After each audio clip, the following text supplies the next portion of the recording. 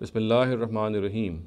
Regarding the Holy Quran, the misconception I'd like to bring into discussion today relates to the blessings of reading Surah Al-Luqman. Now, there are two narratives which are recorded. Actually, the narrative is just one. However, there's a slight difference in the text of this narrative.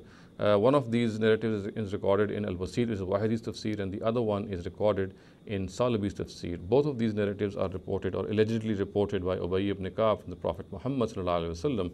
I'll read out the text of the narrative to you as found in Al-Wasit, which is Wahidis Tafsir, and the words are: Man qara Surat Al-Luqman, kana lahu Luqman rafiqan yawm al-qiyamah, wa utiya min al-hasanati ashran bi'adadi man amila bil ma'ruf wa naha anil munkar.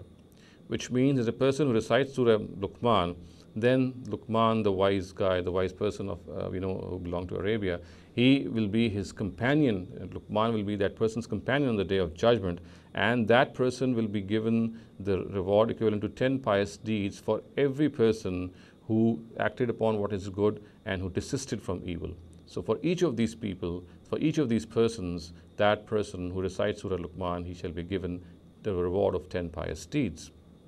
Now, as far as this narrative is concerned, I should like to point out that Hafiz ibn Hajar has regarded this narrative to be absolutely concocted, and the reason for this is the existence of two extremely weak narrators. One of them is Harun ibn Kasir, who is regarded to be majhul by Abu Hatim, and the other one is Salam ibn Sulaym al-Madaini, about whom Hafiz Mizzi has the following comments recorded in his book Tehzib al-Kamal from various Rijal authorities.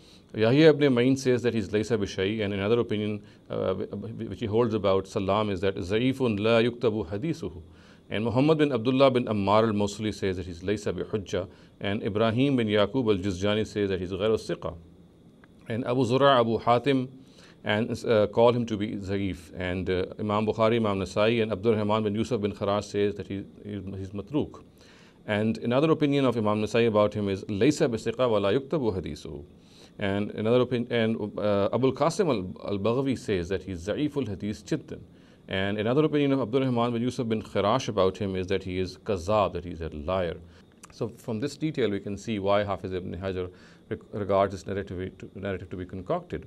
As far as the text of this narrative is concerned, which is recorded by Salabi in his tafsir, there's a very slight difference in the text of this narrative, and the words which are different from the words which are found in Al-Wasit are: the end part is man amil ma'ruf wa amila bil munkar, which means that a person who does good and a person who does evil, for every such person, that person shall be given the reward of 10 pious deeds. So in the text of Al-Wasit, the words were man amila bil ma'ruf wa naha anil munkar, and here the words are man amila al ma'ruf wa amila bil munkar.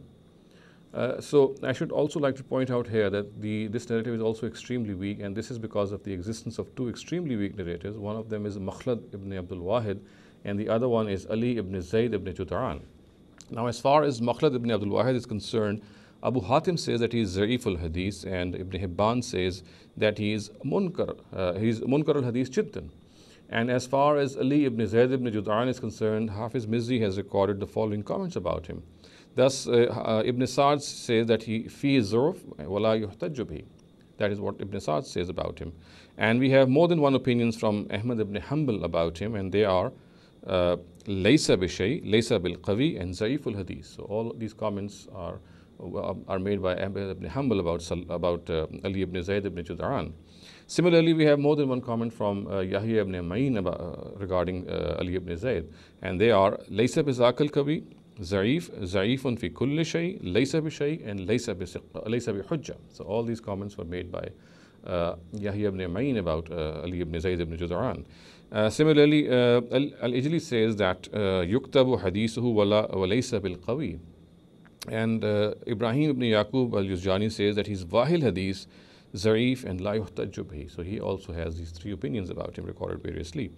And in the opinion of Abu Zura, he's Laysa bil Qawi, and Imam Nasai and Ibn Hajar says that he's Zarif. So in the presence of all this data, we can see that this narrative, or this text of the narrative too, is totally unreliable and cannot be reliably traced back to the Prophet Muhammad sallallahu alaihi wasallam.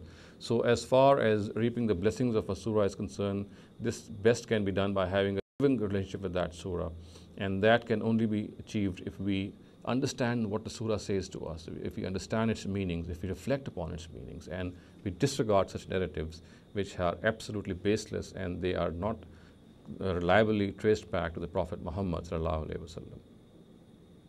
أقول قولي هذا واستغفر الله لي ولكم ولسائر المسلمين والمسلمات.